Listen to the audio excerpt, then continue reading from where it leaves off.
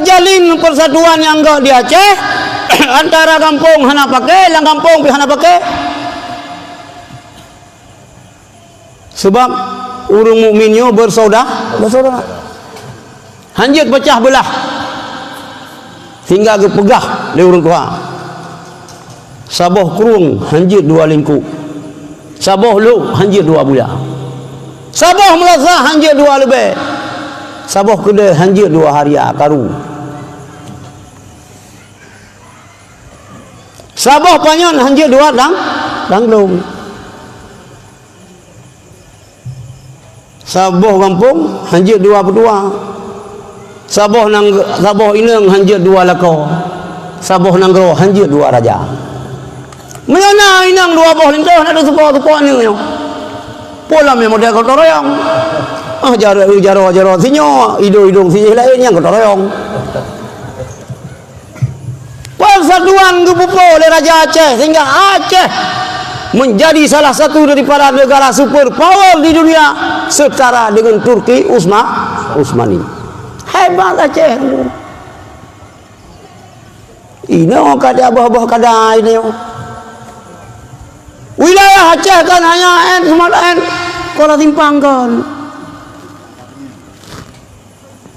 Langkat demi yang kena nanti tunggu lebih lom sampai ujung Sumatera.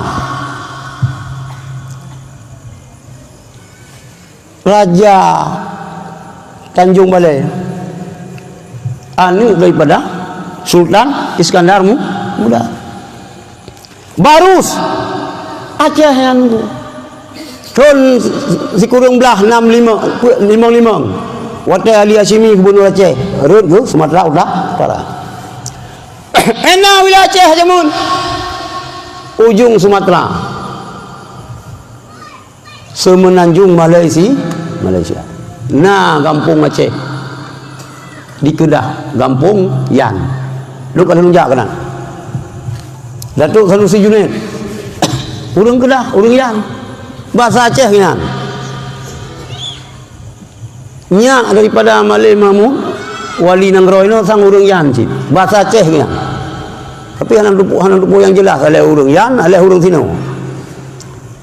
Ilung nak pernah lungjak baru mau Wali Nanggro ini Malay Mahmud Al-Haitar buat malam lung ngai asup nunggu lung dengar tu nyak mututu bahasa Aceh jamun nunggu.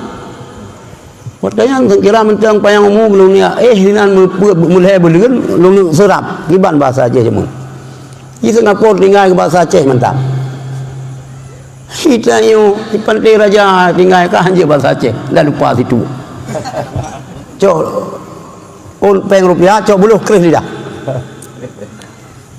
Nyambang Aceh karena bersatu. Maka orang Aceh apabila ingin mendapat kemenangan bersatu orang Aceh.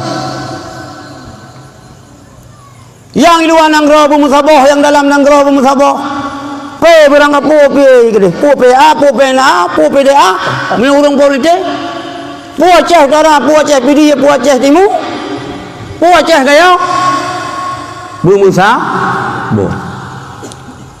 Nya pegat mulai di Sultan Aceh jamun nya Musaboh hurung